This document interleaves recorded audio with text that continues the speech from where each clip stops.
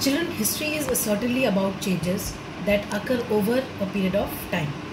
It is also about finding out that how things were in the past and how things have changed over the period. Do you know, children, the Greeks were the first who realized that one cannot know anything unless one has either seen it for oneself or made an inquiry about it. So we always consider the Greeks among the first people to write history. And Herodotus, he is known as the father of history because he wrote about the wars between the Greeks and the Persians. Now children, there are certain basic features of history. Though all these things are not given in the book, still I would like you all to listen to what I am telling in the basic features of history and why history is important.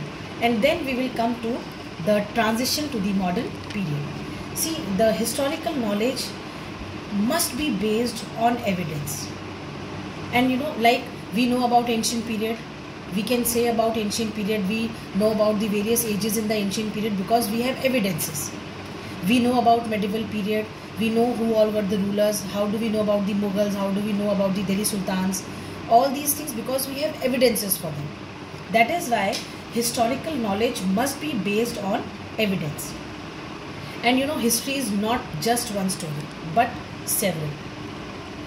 Number of people you ask about something, they have their own way of describing it. Like if you talk of the present time, the present scenario that we have in the country, the lockdown period, there are several, see all the people who are locked down, the ones who are facing this situation, this pandemic, after this time is over, people will have their own ways of telling the stories to their children, to their grandchildren, that a time period had come in country where people were confined to their houses. Now this thing, like history always has several stories.